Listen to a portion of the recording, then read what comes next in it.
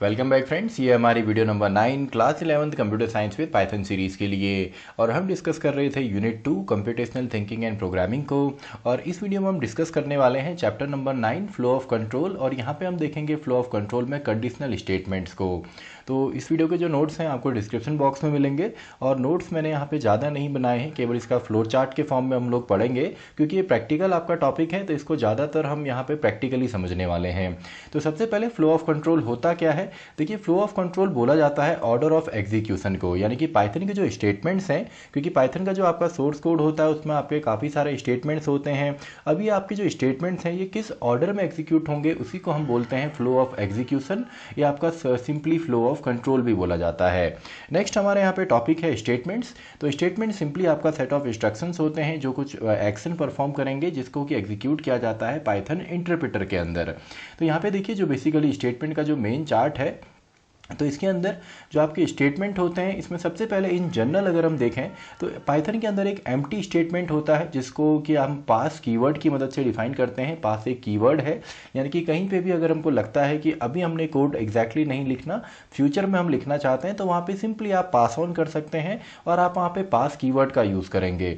अब यहाँ पे देखिए, इसके अलावा नेक्स्ट हमारे होते हैं सिंपल या सिंगल सेंटेंसेस, यानी कि जो सिंगल लाइन में होंगे ये आपके सिंपल हो सकते हैं, जैसे कि हमने वेरिएबल को असाइन किया है, प्रिंट किया है, एक एक्सप्रेशन बनाया है, तो ये आपके सिंपल स्टेटमेंट्स होते हैं। इसके अलावा कंपाउंड स्टेटमेंट होते हैं जहाँ पे आपका एक स्टेटमेंट ना हो करके एक से ज़्यादा स्टेटमेंट होते हैं, और ये स्टेटमेंट डिपेंड होते हैं आपका एक सिंगल हेडर स्टेटमेंट पे। जैसे आपका इफ़ स्टेटमेंट हो गया, आपका यहाँ पे वाइल लूप हो गया, फॉर लूप हो गया, आगे हम फंक्शन पढ़ेंगे। तो ये सभी आपके एग्जाम्पल हैं कंपाउंड स्टेटमेंट के। अब देखिए, कंपाउंड स्टेटमेंट का एक आपका सिंटैक्स होता है, जैसे यहाँ पे हमने लिखा है एक हेडर पार्ट होता है, देन हमारा कोलन आता है। तो यहाँ पे आपका जैसे इफ एल्स वाला है, इसके अलावा फॉर है, वाइल है, ये सभी आपके कंपाउंड स्टेटमेंट होते हैं। तो अभी इसको हम प्रैक्टिकली भी देखने वाले हैं। इस वीडियो के अंदर मेन जो हमारा टॉपिक है वो कंडीशनल स्टेटमेंट ही है। इसके अलावा नेक्स्ट हम टॉपिक देखते हैं एल्गोरिथम। तो एल्गोरिथम होती है स्टेप बाय स्टेप प्रोसीजर या instruction to perform a particular task. जैसे यहाँ पे देखिए, 2 नंबर को अगर सम अप करना हो तो इसके लिए एल्गोरिथम क्या होगी। सबसे पहले स्टेप 1, पहला नंबर आपने रीड करना है, read number 2, then add both number in a third variable, and finally हमने एक कंडीशन भी यहाँ पे दी है कि अगर जो रिजल्ट होता है दोनों के सम का, अगर वो 60 से ज़्यादा होता है तब हमको रिजल्ट को प्रिंट करना है। तो सिंपल सा है, यानी कि एल्गोरिथम आपके स्टेप बाय स्टेप सॉल्यूशन होते हैं, एक डेफिनेट सॉल्यूशन होता है किसी पर्टिकुलर प्रॉब्लम के लिए। नेक्स्ट हमारा है फ्लो चार्ट। तो फ्लो चार्ट आपका ग्राफिकल या पिक्टोरियल रिप्रेजेंटेशन होता है एल्गोरिथम का। तो यहाँ पे देखिए, कुछ सिंबल्स हमारे यूज़ होते हैं फ्लो चार्ट को लिखने के लिए। जैसे सबसे पहले ओवल शेप का हम यूज़ करते हैं स्टार्ट एंड स्टॉप को दिखाने के लिए। देन इनपुट लेना हो यूज़र से या आउटपुट देना हो, इसके लिए हमारा इस तरीके का यहाँ पे सिंबल यूज़ होता है। ऐसी रेक्टेंगल हमारा यूज़ होता है प्रोसेसिंग के लिए। और सिलेक्शन या कंडीशनल स्टेटमेंट के लिए हम डायमंड सिग्नल को यूज़ करते हैं। और फाइनली हमारा कनेक्टिंग लाइन। तो मान लीजिए हम यहाँ पे अगर 2 नंबरों का सम निकालने के लिए इसका एक फ्लो चार्ट बनाएं तो कुछ इस तरीके से बनेगा। सबसे पहले हम लिखेंगे स्टार्ट, देन हम यहाँ पे नेक्स्ट स्टेप में इनपुट या आउटपुट हमने लेना है। तो यहाँ पे हम इनपुट लेंगे, तो मैं यहाँ पे लिख देता हूँ रीड 2 नंबर्स, 2 नंबर को रीड कीजिए। देन प्रोसेसिंग हमने करनी है, तो इसके लिए रेक्टेंगल के अंदर हम प्रोसेसिंग यानी कि जब आपका CPU का यहाँ पे इस्तेमाल होगा, तो प्रोसेसिंग में हम यहाँ पे बोल सकते हैं ऐड बोथ नंबर्स, दोनों नंबर्स को ऐड कर लीजिए, बोथ नंबर। एंड देन आप चाहें तो इसको डायरेक्टली प्रिंट कर सकते हैं, और आप चाहें तो कंडीशन भी दे सकते हैं। मान लीजिए कंडीशन में मैंने दे दिया कि इफ़ जो हमारा सम है अगर वो ग्रेटर देन होता है 90 के, अगर वो ग्रेटर देन 90 के होता है, तो मान लीजिए हमने कुछ स्टेटमेंट प्रिंट कराने हैं। यहाँ पे अगर कंडीशन ट्रू होती है तो हम कुछ स्टेटमेंट प्रिंट कराएंगे, वरना अगर कंडीशन फॉल्स होती है तो सीधा ही हम इसको टर्मिनेट कर देते हैं। तो सिंपल सा इस तरीके से फ्लो चार्ट आप बना सकते हैं। तो फ्लो चार्ट आई होप आपको समझ में आया होगा। पिक्टोरियल रिप्रेजेंटेशन होता है या ग्राफिक्स या सिंबल्स की मदद से जब किसी प्रॉब्लम को हम डिफाइन करते हैं। तो flow of control defines order of execution sequence. तो यहाँ पे देखिए, फ्लो ऑफ कंट्रोल में आपके अलग अलग हैं। आपका फ्लो ऑफ एग्जीक्यूशन में एक सबसे बेसिक जो है वो आपका सीक्वेंस है। सीक्वेंस यानी कि प्रोग्राम के अंदर पहले फर्स्ट लाइन आपकी रन होगी, then second, then third, then four, यानी कि एक फ्लो होगा, लाइन बाय लाइन एग्जीक्यूशन होगा। अब यहाँ पे हमने ये समझना है सिलेक्शन, कंडीशनल या ब्रांचिंग भी इसे कहते हैं। ये आपका चलता है जब तक कि ये कंडीशन आपकी ट्रू होती है या कंडीशन हमारी ट्रू होगी। तो कंडीशनल स्टेटमेंट हम तब यहाँ पे बनाते हैं जब हमको कंडीशन देनी हो। तो अभी इसको हम प्रैक्टिकली देखेंगे और इसको हम 4 तरीके से यहाँ पे यूज़ कर सकते हैं। एक तो है सिंपल इफ़, यानी कि इफ़ देन हमने कोई कंडीशन लिखी एंड कंडीशन लिखने के बाद अगर ये कंडीशन ट्रू है तो यहाँ पे जो इसके अंदर इंटेंड में स्टेटमेंट होंगे वो एग्जीक्यूट होंगे, वरना आपका कुछ भी नहीं होगा। इसके अलावा इफ़ के साथ एल्स भी हम यूज़ करते हैं, यानी कि इफ़ के बाद अगर कंडीशन ट्रू है तो ये स्टेटमेंट, अदरवाइज आपका एल्स हम लिखते हैं और आपके ये स्टेटमेंट एग्जीक्यूट होंगे। यानी कि अगर ये कंडीशन ट्रू होती है तो ये वाले स्टेटमेंट, वरना ये वाले स्टेटमेंट चलेंगे। ऐसे ही इफ़ एलिफ एल्स के अंदर हम लिखते हैं इफ़ पहली कंडीशन, अगर ये कंडीशन सेटिस्फाई होती है तो इसके स्टेटमेंट। एलिफ के बाद देखिए यहाँ पे एलिफ मैंने लिखा है और जब भी इफ़ आता है तो उसके बाद हमारी कंडीशन होती है। तो अगर ये कंडीशन आपकी ट्रू होती है तो ये स्टेटमेंट चलेंगे, वरना आपका सिंपली यहाँ पे चेक होगा सेकंड कंडीशन के लिए। अगर ये आपकी ट्रू होती है तो इसके स्टेटमेंट, वरना आप ऐसे कितने भी यहाँ पे एलिफ लिख के कंडीशन बना सकते हैं।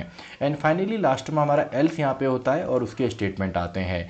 और फाइनल हमारा नेस्टेड इफ़, अगर एक इफ़ के अंदर यानी कि एक इफ़ की बॉडी के अंदर और भी अगर हम इफ़ यूज़ करते हैं तो इसकी को हम सिंपली नेस्टेड कहते हैं। तो ये 4 वेरिएंट हैं। अब यहाँ पे देखिए सबसे पहले इफ़ तो हम लिखेंगे, तो यहाँ पे आप गलती ना करें, इसके लिए मैं थोड़ा सा यहाँ पे इसको एक्सप्लेन करूँगा। तो सबसे पहले आपने इफ़ लिखना है, जो कि लोअर केस में आप लिखेंगे, देन स्पेस के बाद यहाँ पे देखिए आपने टेक्स्ट एक्सप्रेशन या कोई कंडीशन देनी होती है। अब यहाँ पे जो कंडीशन है इसको आपने ध्यान से समझना है कि कभी भी अगर आपकी कंडीशन ट्रू होगी तो ट्रू कैसे हो सकती है, या तो आप यहाँ पे किसी ऑपरेटर की मदद से ट्रू करें। फॉर एग्जाम्पल मैंने यहाँ पे ले लिया a=5 और कंडीशन की जगह मैं लिखता हूँ कि हमारा जो a है अगर ये होता है ग्रेटर देन 4, तो ग्रेटर देन 4, तो यहाँ पे आप क्लियरली देखेंगे कि a की वैल्यू मैंने 5 दी है और यहाँ पे कंडीशन है कि इफ़ a जो है ये ग्रेटर देन अगर 4 होता है तो हमारा एग्जीक्यूशन हो, यानी कि देन हमने कोलन लगाया एंड इसके अंदर के स्टेटमेंट हम लिखेंगे। तो यहाँ पे कंडीशन ट्रू है। इसके अलावा कोई भी नॉन जीरो वैल्यू भी आपकी पाइथन के अंदर ट्रू होती है, यानी कि अगर मैं इफ़ के बाद अगर मैं यहाँ पे अपना नाम लिख दूँ, मान लीजिए मैंने यहाँ पे सुमित लिख दिया, तो सिंपल सा है, ये भी इसमें कोई भी ये ट्रू लेता है, यानी कि ये भी पॉजिटिव है, इसको भी एज ये कंसीडर करेगा एज अ ट्रू। या इसके अलावा आप यहाँ पे कोई वैल्यू लिख दीजिए, जैसे मैंने लिख दिया इफ़ 14, तो ये भी ट्रू है। अगर मैं लिखता हूँ a=5, देन मैंने कंडीशन में लिखा इफ़ a, तो यहाँ पे देखिए a जो है, यहाँ पे आप कहेंगे कि यहाँ पे कोई कंडीशन नहीं है, लेकिन ये भी यहाँ पे ट्रू होता है। यानी कि यहाँ पे केवल हमारा अगर किसी भी वजह से कंडीशन फॉल्स होती है या आप डायरेक्टली कीवर्ड लिख देते हैं फॉल्स, तो हमारी कंडीशन फॉल्स होगी। इसके अलावा कंडीशन हमेशा ही ट्रू होती है। तो चलिए, ये तो आपने थ्योरेटिकल पार्ट यहाँ पे देखा, तो इसी को हम प्रैक्टिकली भी यहाँ पे देख लेते हैं। तो सबसे पहले टॉपिक है हमारा कंडीशनल स्टेटमेंट। कंडीशनल स्टेटमेंट्स, इन्हीं को हम यहाँ पे सिलेक्शन भी कहते हैं। तो अगर आपको एग्जाम में सिलेक्शन आए या आपके एग्जाम में ब्रांचिंग आता है, यानी कि ब्रांच बनाने में या सेलेक्ट करने में, तो आपने कंफ्यूज नहीं होना है। तो सबसे पहले तो देखिए, अगर हम यहाँ पे देखें, जो कि आपका पास स्टेटमेंट था, जो कि एम्प्टी स्टेटमेंट है, तो मान लीजिए मैं यहाँ पे प्रिंट लिखता हूँ। मैंने यहाँ पे प्रिंट के अंदर लिख दिया for example hello, and next line में मैं पास लिखता हूँ, एंड अगेन मैं नेक्स्ट लाइन में यहाँ पे लिख देता हूँ टुडे। तो आप यहाँ पे क्लियरली देखेंगे कि हेलो आएगा और टुडे भी आएगा, लेकिन पास जो है ये इन जनरल केवल पासिंग के लिए इस स्टेटमेंट को हम लिखते हैं। इसके अलावा नेक्स्ट अब हम देखते हैं कंडीशनल स्टेटमेंट। तो कंडीशनल स्टेटमेंट के अंदर इफ़ आपका है सिंपल इफ़, तो इसके बाद अगर मैं यहाँ पे लिख देता हूँ, चलिए मैं सेम एग्जांपल लेता हूँ। अगर मैंने लिखा सुमित, तो ये भी आपका क्या है, ये भी एक यहाँ पे आपका पॉजिटिव वैल्यू है, यानी कि ट्रू वैल्यू है। कंडीशन को हम ट्रू लेंगे। देन मैंने कोलन लगाया है, एंड देन आप जो भी स्टेटमेंट लिखेंगे, फॉर एग्जाम्पल मैं यहाँ पे लिखता हूँ हेलो, एंड सेकेंड लाइन में मैं लिख देता हूँ a=10, एंड मैं प्रिंट यहाँ पे कर देता हूँ a+ आपका हम 100 कर देते हैं। अब देखिए, ये तीनों स्टेटमेंट डिपेंड करते हैं आपके किस स्टेटमेंट में, इस स्टेटमेंट के अंदर। और यहाँ पे जो कंडीशन है, अगर वो ट्रू होती है तो ये स्टेटमेंट एग्जीक्यूट होने वाले हैं। तो अभी ये ट्रू होगी, तो इसको मैं रन करके देखता हूँ। इसकी कंडीशन यहाँ पे ट्रू है, तो देखिए हेलो भी यहाँ पे आया और 110 भी यहाँ पे आया, यानी कि तीनों ही स्टेटमेंट एग्जीक्यूट हुए। अब इसके अलावा आप यहाँ पे कुछ भी लिख सकते हैं। फॉर एग्जाम्पल अगर मैं यहाँ पे लिखता हूँ 34, तो ये भी यहाँ पे पॉजिटिव माना जाता है, इसको भी ये एज अ ट्रू कंसीडर करेगा। तो अगर यहाँ पे किसी भी वजह से कंडीशन फॉल्स होती है या डायरेक्टली आप फॉल्स लिखेंगे, तो केवल तभी आपकी कंडीशन फॉल्स होगी, अदरवाइज आपकी जो कंडीशन है वो ट्रू रहती है। इसके अलावा आप चाहें तो वेरिएबल की मदद ले सकते हैं, जैसे मैंने लिख दिया a=90, एंड नेक्स्ट मैं ले लेता हूँ b=, हम इसको ले लेते हैं फॉर एग्जांपल 88 में ले लेता हूँ, और मैं यहाँ पे कहता हूँ कि ए जो है अगर वो बराबर होता है 90 के, एंड बीच में आप चाहें तो यहाँ पे लॉजिकल ऑपरेटर भी लगा सकते हैं अगर मल्टीपल कंडीशंस बनानी हो। जैसे मैंने कहा ए डबल इक्वल टू अगर 90 होता है एंड जो बी है अगर वो लेस देन होता है 80 के, तो देखिए क्लियरली दोनों ही कंडीशन ट्रू हैं, तो ओवरऑल जो रिजल्ट मिलेगा वो भी हमको ट्रू मिलने वाला है। तो देखिए यहाँ पे आई थे गैस, एक मेरी कंडीशन फॉल्स मैंने यहाँ पे दे दी है। तो मैंने कहा ए जो है वो 90 के बराबर हो और बी जो वो 80 से कम हो, तो बी जो है वो 80 से कम नहीं है, ज़्यादा है, तो सिंपली इसको मैं रिवर्स कर देता हूँ। तो अब देखिए अब आंसर आपको ट्रू मिलेगा। तो इस तरीके से, तो ये तो है सिंपल इफ़। तो सिंपल इफ़ के बाद नेक्स्ट जो हम यहाँ पे चेक करेंगे कि पाइथन जब आपका डेवलप हुआ था तो यहाँ पे देखा कि अगर सिंपल इफ़ में तो ये है कि कंडीशन अगर ट्रू होती है तो ये सेट ऑफ स्टेटमेंट एग्जीक्यूट हो, लेकिन अगर फॉल्स होता है तो उसके लिए हमारे पास है एल्स वाला पार्ट, यानी कि अगर वैल्यू ट्रू हुई तो ये चलेगा, अदरवाइज हमने यहाँ पे एल्स वाले पार्ट में कुछ स्टेटमेंट लिख दिया। तो अभी देखिए ए की वैल्यू 90 है तो इसको चलिए 91 कर देते हैं। तो अब ये कंडीशन फॉल्स होगी तो कौन सा पार्ट चलेगा आपका, एल्स वाला पार्ट चलेगा। तो देखिए सिंपली बाई आ गया। और इसके अलावा अगर आपने मल्टीपल कंडीशन बनानी हो तो हम यहाँ पे एल्स की जगह एलिफ लिख देते हैं, एंड एलिफ के बाद देखिए जब भी आपको इफ़ मिलता है उसके बाद कंडीशन बनानी है। तो ए की वैल्यू अगर 91 होती है तो हेलो एंड 110 यहाँ पे प्रिंट होगा 110। तो ए की वैल्यू अगर मैं कर देता हूँ 100 तो आई गेस यहाँ पे हम बाई प्रिंट करेंगे। ऐसे आप कितने भी एलिफ यहाँ पे लगा सकते हैं, इक्वल्स टू 101 1001 इसको ले लेते हैं और इसमें प्रिंट लिख देते हैं हम लोग, चलिए 1000 में यहाँ पे लिख देता हूँ, एंड फाइनली एल्स। तो यहाँ पे देखिए आपके अलग अलग यहाँ पे स्टेटमेंट प्रिंट होंगे। तो सबसे पहले जो कंडीशन यहाँ पे चेक होगी वो ये वाली होगी, अगर ये फॉल्स होता है तो ये वाली कंडीशन चेक होगी, देन अगेन ये भी फॉल्स है तो ये वाला चेक होगा, एंड फाइनली अगर कोई भी कंडीशन ट्रू नहीं होती तो फाइनल हमारा फाइनल लिखा हुआ एल्स का पार्ट चलेगा। तो मान लीजिए मैं यहाँ पे कंडीशन दे देता हूँ, ए में मैंने वैल्यू दे दी 1001। तो अब देखिए क्या प्रिंट होना चाहिए, तो यहाँ पे प्रिंट होना चाहिए 1000। तो देखिए सिंपल सा है। तो आई होप आपको ब्रांचिंग या सिलेक्शन यहाँ पे आ रहा होगा। अब इसके अलावा अब यहाँ पे हम समझेंगे नेस्टेड इफ़ को। तो देखिए नेस्टेड इफ़ हमारा कब चलता है, जब एक इफ़ के अंदर कोई दूसरा इफ़ हम यूज़ करते हैं। जैसे इफ़ लिखा, देन मैंने इफ़ लिखा और यहाँ पे मैं लिख देता हूँ ट्रू, और यहाँ पे मैं प्रिंट कर देता हूँ this is nested. And again आप चाहें तो इसके अंदर भी लिख सकते हैं, जैसे मैंने यहाँ पे लिख दिया हेलो वर्ल्ड, तो ये भी अपने आप में ट्रू है। एंड इसके बाद मैं यहाँ पे लिख देता हूँ print this is third level, ये थर्ड लेवल पे है।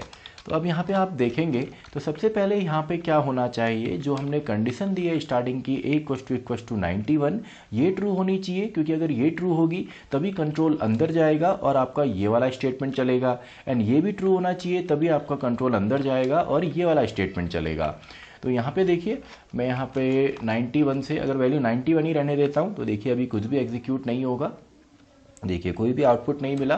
लेकिन अगर मैं यहाँ पे वैल्यू कर देता हूँ 91 तो ये वाला लूप भी चलेगा और अंदर के लूप भी चलेंगे, सॉरी अंदर के जो स्टेटमेंट है वो भी यहाँ पे चलेंगे। तो this is nested and this is third level. तो देखिए दोनों ही जो आपके अंदर स्टेटमेंट थे दोनों ही एग्जीक्यूट हुए हैं। अब यहाँ पे थोड़ा सा इसको चलिए अलग करते हैं।